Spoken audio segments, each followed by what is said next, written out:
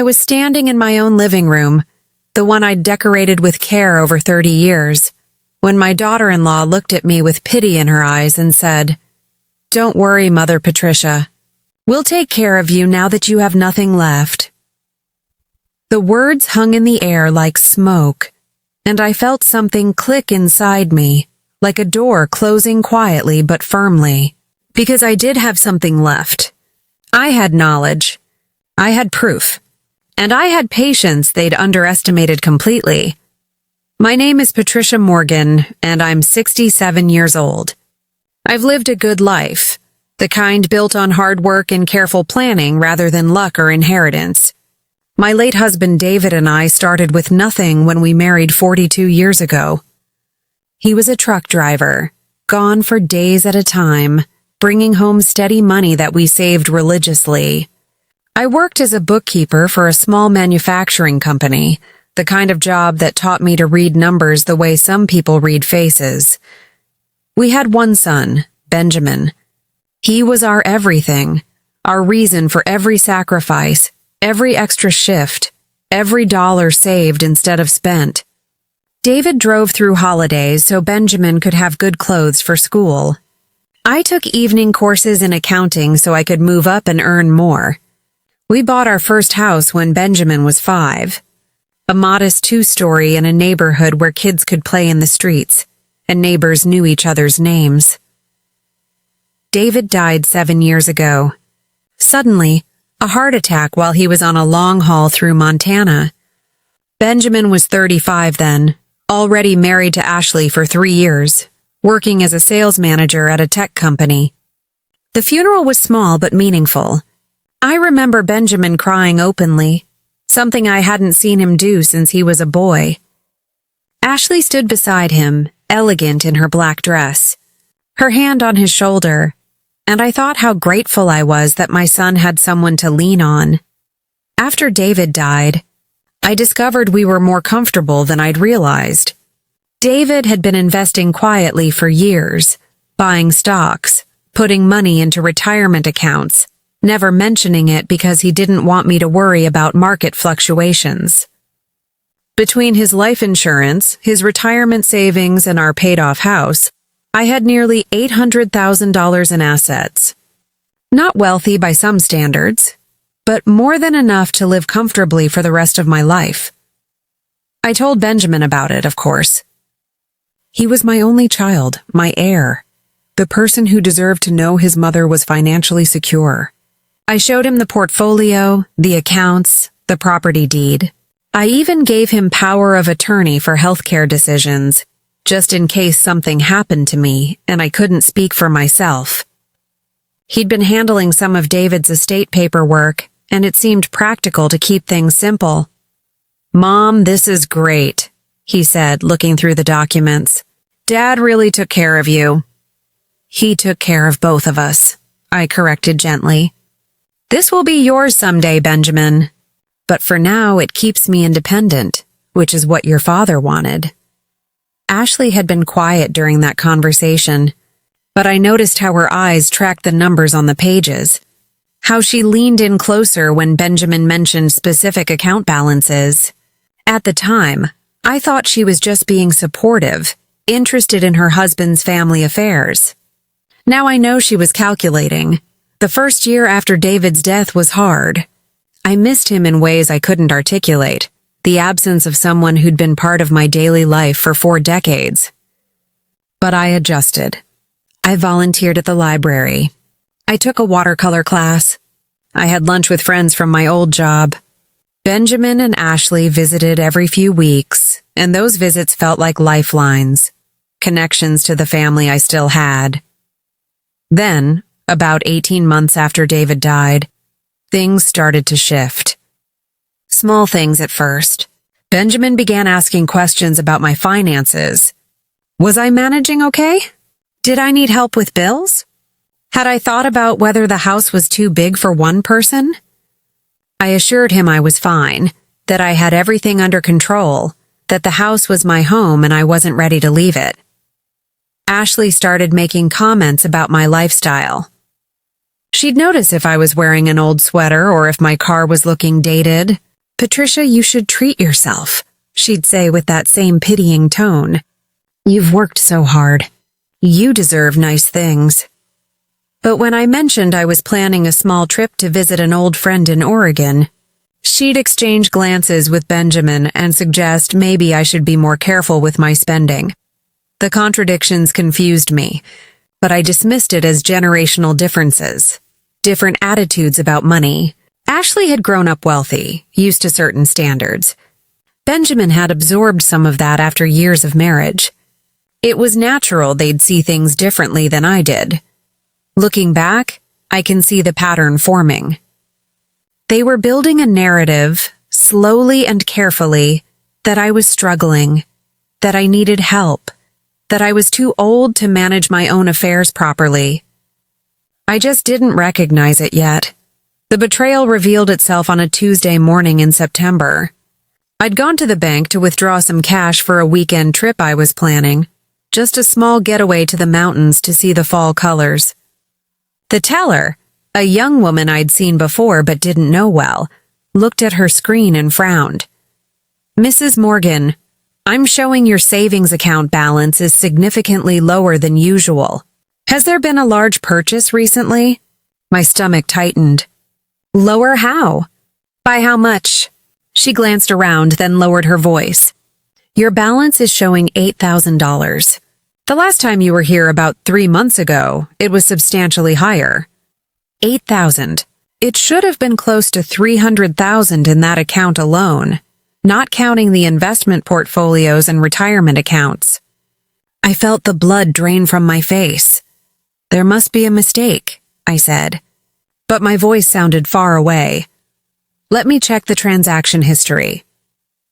Her fingers moved across the keyboard, and I watched her expression change from confusion to concern. "Mrs. Morgan, there have been multiple large transfers over the past 6 months, all authorized with your power of attorney documentation. The most recent was 2 weeks ago, a transfer of $75,000 to an external account. Power of attorney." Benjamin Dow. I left the bank in a daze and drove straight to my lawyer's office, the same attorney who'd helped David and me with our wills years ago. Robert was semi-retired now, but he agreed to see me immediately when I called from the parking lot. "Patricia, what's wrong?" he asked as soon as I walked in. Whatever he saw in my face alarmed him. I told him about the bank account. He pulled up my documents on his computer, the power of attorney forms, the account information we had on file. His expression grew darker as he read. "Patricia, this power of attorney is for healthcare only. It doesn't grant financial authority. If Benjamin has been moving money from your accounts, he's either forged additional documents or the bank made a serious error in allowing the transfers. What do I do?" I asked, and I heard my voice shake. "First, we revoke this power of attorney immediately. Then we contact the bank and request a complete audit of all transactions. If money has been moved without proper authorization, that's theft. Even if it's family," the word hung between us. Theft. My son had stolen from me. I didn't confront Benjamin immediately. Robert advised me to gather information first, to understand the full scope of what had happened before I acted. So I went home, and I waited, and I felt something inside me turn cold and focused. That evening, Benjamin and Ashley came for their weekly dinner visit. I'd almost canceled. But then I realized this was an opportunity to observe, to listen, to see them with new eyes. Ashley brought expensive wine, which she always did, and made a show of saying it was her treat, that she knew I couldn't afford such luxuries on my fixed income. I thanked her and said nothing about the fact that my fixed income should have been quite comfortable, if it still existed. Over dinner, Benjamin asked how I was managing. "Mom, Ashley and I have been talking. We're worried about you. This house is a lot for one person. Have you thought about downsizing? Maybe a nice apartment, something easier to maintain." "I like my house," I said calmly, cutting my chicken with steady hands. I know you do, Ashley interjected, her voice dripping with sympathy. But at your age, Patricia, you need to think practically. What if something happens? What if you fall and no one finds you for days? It's dangerous living alone in such a big space. I'm 67, not 90, I said. I'm in good health. I have friends who check on me. I'm fine. They exchanged that look again, the one I was starting to recognize. The look that said I was being difficult, stubborn, refusing to see reason. We just want what's best for you, Benjamin said, and I heard echoes of the little boy he used to be in his voice. For a moment, I wanted to believe him. Then I remembered the bank balance. $8,000. After they left, I started going through my files, every document, every statement I'd kept over the years. I found the investment portfolio statements from 2 years ago and compared them to the most recent ones. The pattern was clear once I knew to look for it. Regular transfers, moving money from my accounts to ones I didn't recognize. It had started small, 5,000 here, 10,000 there. Then the amounts grew larger. 20,000, 50,000, 75,000. I called Robert the next morning. It's worse than we thought, I said. They've taken at least 600,000 over the past 18 months. His silence spoke volumes. Then, Patricia, I need to ask you something difficult. Is there any possibility you authorized these transfers and forgot? Any chance you were confused or... I have all my faculties, Robert, I said, my voice sharp. I'm not senile. I didn't authorize anything. I didn't even know it was happening until yesterday. Then we need to act fast. They may be planning to take the rest. We need to freeze your accounts, revoke any access Benjamin has, and we need to consider filing a police report. The police, my own son. The words felt impossible, but the numbers didn't lie. Over the next week, Robert worked quickly. He contacted the bank, froze all my accounts, and discovered that Benjamin had indeed forged documents, creating a financial power of attorney that looked legitimate enough to fool the bank employees. He'd been systematic about it, moving money in amounts just small enough not to trigger immediate red flags, spacing out the transfers so they looked like reasonable expenses for an elderly widow. But the bank's investigation revealed something else. The money hadn't just been transferred to Benjamin's personal accounts. It had gone into a business account for a company called Morgan Luxury Consulting, owned jointly by Benjamin and Ashley. They'd used my life savings, the money David had worked himself to death to provide, to start their own business. I felt sick when Robert showed me the documents. Not just betrayed, but foolish. How had I not seen this? How had I trusted so blindly? Don't blame yourself, Robert said, reading my expression. They're your family. You're supposed to be able to trust family. They exploited that trust deliberately and methodically. This isn't on you, Patricia, but it felt like it was. I'd handed them the tools by giving Benjamin that healthcare power of attorney. I'd shown them the account balances. I'd been so proud to tell my son that his father had taken care of us, never imagining that information would become a roadmap for theft. The following week, Benjamin called to invite me to lunch. He said he had something important to discuss. I agreed to meet him, knowing what was coming, dreading it and needing it in equal measure. We met at a chain restaurant near his office, the kind of place with too loud music and oversized portions. Ashley wasn't there, which surprised me. Benjamin looked nervous, fidgeting with his napkin, not quite meeting my eyes. Mom, I need to talk to you about something serious, he began. All right, I said, keeping my voice neutral. Ashley and I have been doing really well with the business. Really well. We're expanding, bringing on new clients, and we're at a point where we need to make some decisions about the future. He paused, clearly expecting me to ask about the business. I didn't. I just waited. The thing is, we've been using our savings to fund the growth, and we're a bit cash-strapped right now. We were wondering if you might consider selling the house. It's worth at least $400,000, probably more. You could take that money, move into a nice senior community, and have plenty left over. And honestly, Mom, it would help Ashley and me out a lot if we could avoid taking on more business debt right now. I stared at my son, this man I'd raised, whose diapers I'd changed, whose tears I'd dried, whose successes I'd celebrated as if they were my own, and I saw a stranger. You want me to sell my house, I said slowly, so you can use the money for your business. Not use it, exactly. We'd pay you back, of course, once the business is more established. It would be like a loan, but without the interest rates a bank would charge. Family helping family, you know? Family helping family. The phrase would have been funny if it weren't so devastating.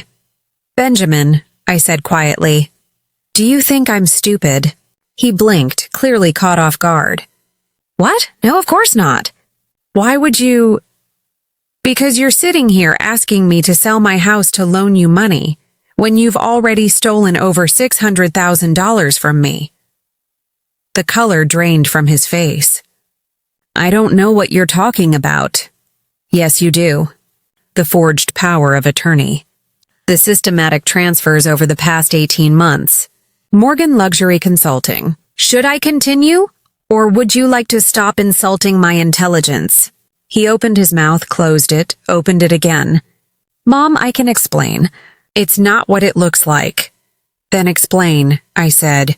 Explain to me how taking money that your father died earning, money that was supposed to keep me secure in my old age, and using it to start a business without my knowledge or consent is anything other than theft. We were going to pay you back, he said, and his voice cracked. We were going to make the business profitable and give you back everything plus more. We were going to surprise you. Surprise me, I repeated flatly. By making me poor? By letting me think I was running out of money while you spent it on your dreams? That's your idea of a surprise? We didn't make you poor. You still have the house. You still have some savings. You're fine. I have $8,000 left, Benjamin. 8,000 out of 800,000. And the only reason I have that much is because my lawyer stopped you before you could take the rest. He went very still. Your lawyer, yes, my lawyer, who is currently building a case for fraud and elder financial abuse, which is what this is, in case you were wondering. Benjamin's face cycled through several emotions: shock, fear, anger, and finally, something that looked almost like defiance. You wouldn't take this to court. I'm your son, you're right. You're my son, which makes what you've done so much worse. I stood up, leaving my untouched lunch on the table. You have 1 week to return every penny you stole. If you can't return it all immediately, you'll sign an agreement to repay it with interest over a set period. If you refuse, or if you miss a single payment, I will file criminal charges and pursue civil damages. Do you understand me? He stared at me, and I saw something I'd never seen before in my son's eyes. Hatred. Pure, undiluted hatred, because I'd stopped being useful and started being an obstacle. Ashley said you'd react like this, he said coldly. She said you'd be vindictive. Vindictive is taking something that doesn't belong to you and then being angry when you're caught. I'm not being vindictive, Benjamin. I'm protecting myself, which is something I should have done a long time ago. I walked out of the restaurant without looking back. That night, Benjamin called me 17 times. I didn't answer. He sent text messages ranging from apologetic to threatening. I saved them all and forwarded them to Robert. The next morning, Ashley showed up at my house.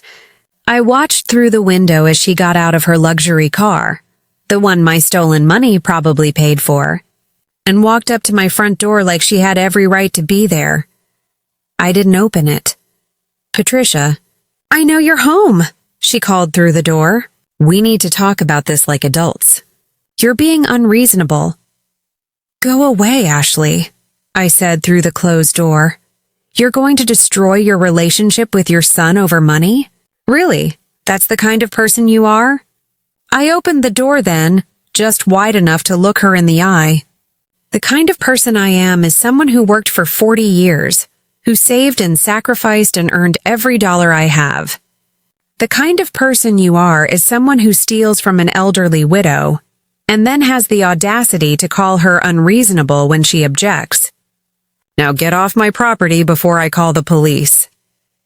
Her perfect composure cracked just slightly. "You have no idea what you're doing.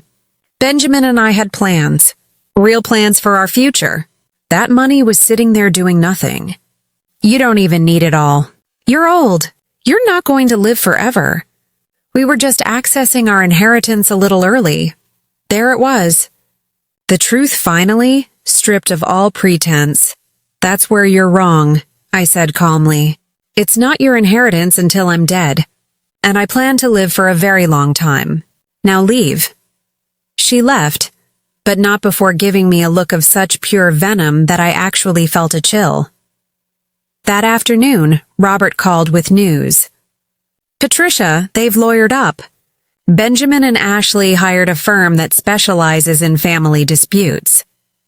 They're claiming that you verbally agreed to invest in their business, that you were fully aware of the transfers, and that you're now experiencing memory issues and being manipulated by me to turn against your family." I felt the air leave my lungs. "They're claiming I'm senile." "Yes, it's a common defense in these cases.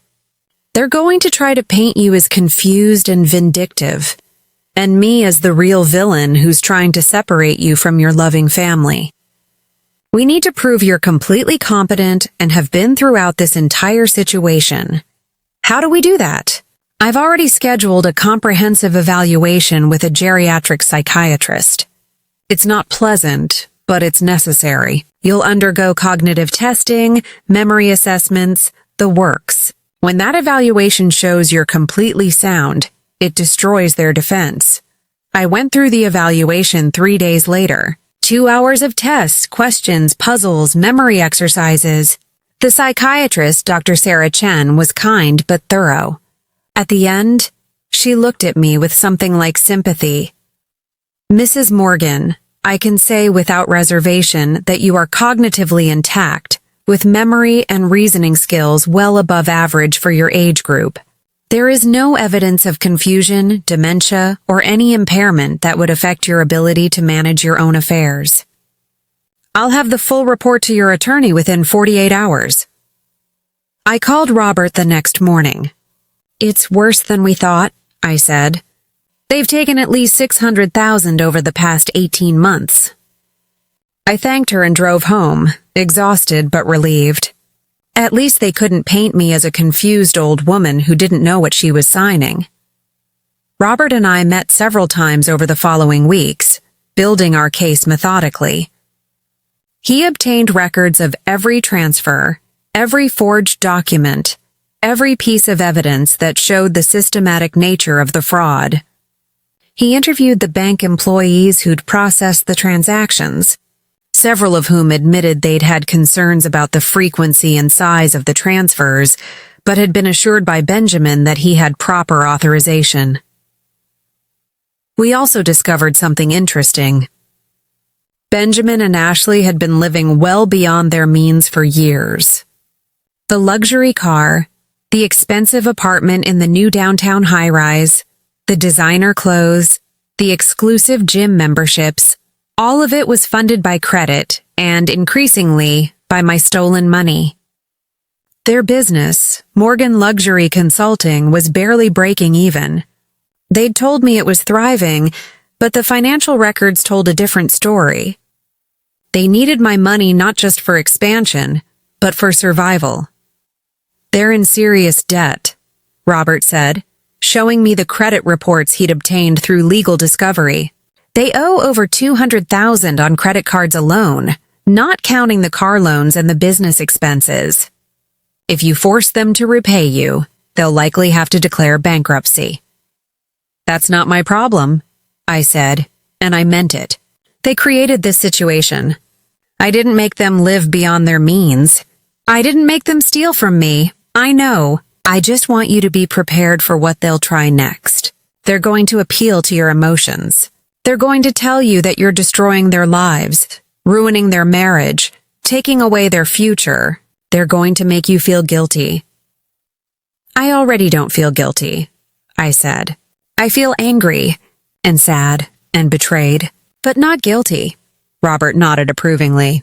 Good. Hold on to that. The mediation was scheduled for early November. It was a last attempt to resolve things without going to court. I arrived with Robert, carrying a folder of documents, feeling strangely calm. Benjamin and Ashley arrived with their attorney, a slick-looking man in an expensive suit who probably cost more per hour than I'd made in a week at my old job.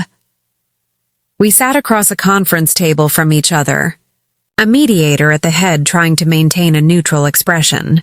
Benjamin wouldn't look at me. Ashley stared at me with barely concealed contempt.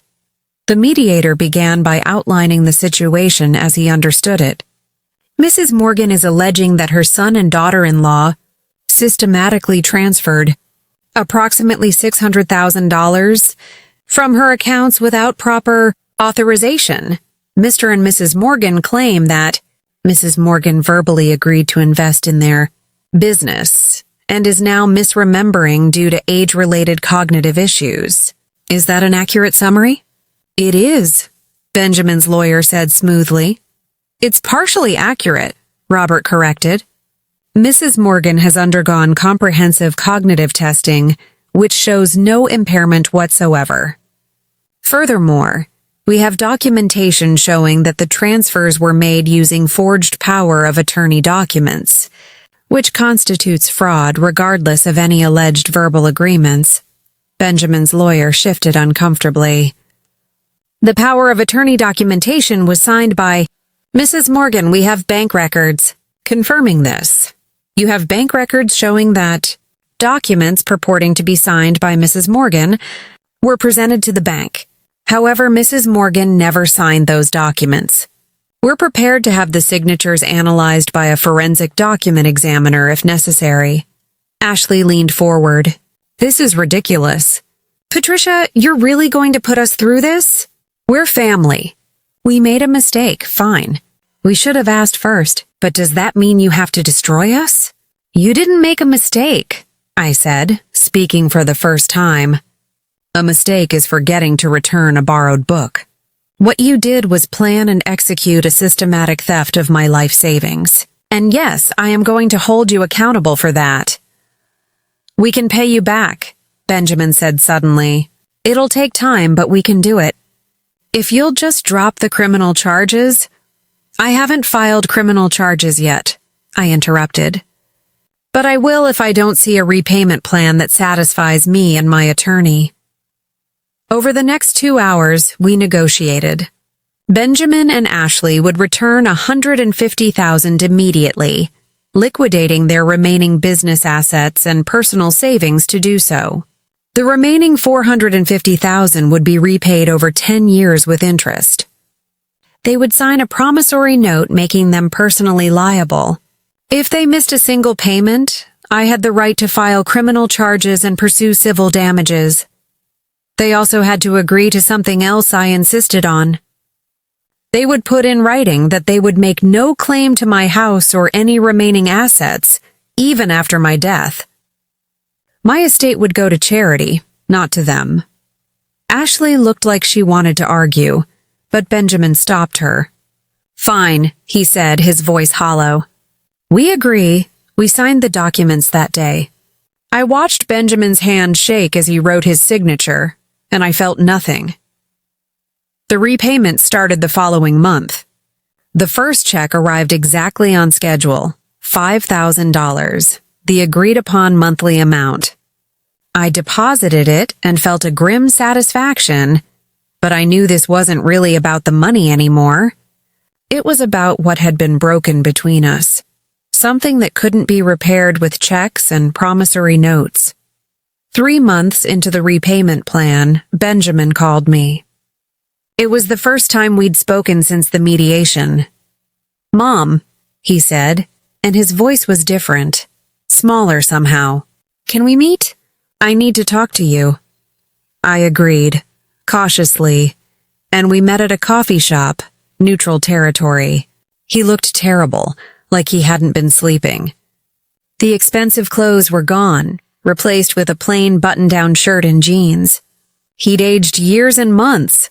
"Ashley left me," he said without preamble. 2 weeks ago. She said I was weak for agreeing to your terms. She said I should have fought harder. She's filing for divorce." I sipped my coffee and said nothing. "The business is done," he continued. "We couldn't sustain it after liquidating the assets. I got a job at a small accounting firm. It pays okay, enough to make the payments to you and cover a small apartment." "I'm sorry your marriage ended," I said, and I was surprised to find I meant it, at least partially. "I'm not sorry about the business or the accountability, but I am sorry you're hurting." He looked at me with red-rimmed eyes. "Do you hate me?" The question sat between us like a physical thing. Did I hate my son? I'd asked myself that question 100 times over the past months. "No," I said finally. "I don't hate you, but I don't trust you, and I'm not sure I can love you the way I used to. You didn't just take my money, Benjamin. You took my sense of safety. You made me doubt everything I thought I knew about you. That's not something I can just forgive and move past. What if I pay back every penny? What if I spend the next 10 years proving I'm sorry? Then you'll have paid back what you owe and proven you're sorry. But Benjamin, that doesn't mean things go back to how they were. Some things, once broken, stay broken." Tears rolled down his face, and I watched them fall without reaching out to comfort him. That instinct, the maternal drive to soothe my child's pain, had been damaged along with everything else. "I was so stupid," he whispered. "Ashley kept saying you didn't need all that money, that you were just hoarding it while we struggled. She made it sound so reasonable. And I wanted to believe her because I wanted to give her everything she wanted. I wanted to be successful. I wanted to prove I was good enough." "Good enough for who?" I asked. "For her family? For her father, who made it clear he thought she married beneath herself. I thought if I could just build something big enough, successful enough, they'd respect me. Ashley would respect me, and instead you lost everything, including your mother's respect." He flinched but nodded. "Yeah." I finished my coffee and stood to leave. Then I stopped and looked at him one more time. "Benjamin, I hope you learned something from this. I hope you figure out that your worth isn't measured by your bank account, or your business success, or whether some rich man approves of you. I hope you find better reasons to do things than impressing people who don't matter. But mostly, I hope you understand that the people who really loved you, your father and me, never needed you to be anything more than honest and kind. That would have been enough. That would have been everything." I left him sitting there and drove home, and I cried for the first time since this whole thing started. I cried for the son I'd raised and the man he'd become. I cried for the trust that had been destroyed and the relationship that would never be the same. And then I dried my tears and moved forward, because that's what I'd always done. I called Robert the next morning. "It's worse than we thought," I said. "They've taken at least $600,000 over the past 18 months. That was 8 months ago. Benjamin has made every payment on time. We don't speak often, maybe once every few weeks, brief and polite. He sends text messages on my birthday and holidays. I respond with equal brevity. The love is still there somewhere, buried under layers of hurt and disappointment, but it's different now, conditional and cautious. I still live in my house. I've redecorated the living room, painted the walls a soft blue that makes me happy, filled it with plants and books and art from my watercolor class. I've traveled more this year than I did in the previous 5, taking trips I'd put off, seeing places I'd always wanted to see. I'm living the retirement David worked so hard to give me, the one Benjamin tried to take away. My friends know what happened, most of them anyway. Some were shocked. Others admitted they'd never quite trusted Ashley, had seen something calculating in her eyes that made them uncomfortable. No one blamed me for taking action. If anything, they admired it, said they didn't know if they could have done the same with their own children. I think about that sometimes. Would I have pursued this if I'd known it would end my relationship with my son? The answer is yes, which surprises me, because what I learned through all of this is that self-respect matters more than being loved by people who don't respect you. Benjamin didn't respect me when he stole from me. Ashley never respected me at all. And I can live without their love, but I can't live without my own self-respect. I'm 68 now. I have friends. I have hobbies. I have enough money to live comfortably and securely, which is all David ever wanted for me. I have peace in my home, even if it comes with loneliness sometimes. And I have the knowledge that when I was tested, when my own child betrayed me, I didn't crumble. I stood up. I fought back. I protected myself. People sometimes ask if I regret how things turned out. They ask if I wish I'd just let it go, maintain the relationship even at the cost of the money. My answer is always the same. I regret that my son became someone who could do this to me. I regret that greed and status anxiety corrupted his judgment so completely. But I don't regret protecting myself. I don't regret demanding accountability. And I don't regret choosing my dignity over a relationship built on his terms. This is my real-life story, and it's not a happy ending. Not really. But it's an honest one. Sometimes love isn't enough. Sometimes family betrays you. And sometimes the bravest thing you can do is stand up for yourself, even when it breaks your heart to do it. If this story resonated with you, if you've experienced betrayal or had to make impossible choices about family, know that you're not alone. Share your thoughts in the comments. And if you'd like to hear more real-life stories about strength, survival, and choosing yourself, please like and subscribe. Thank you for listening.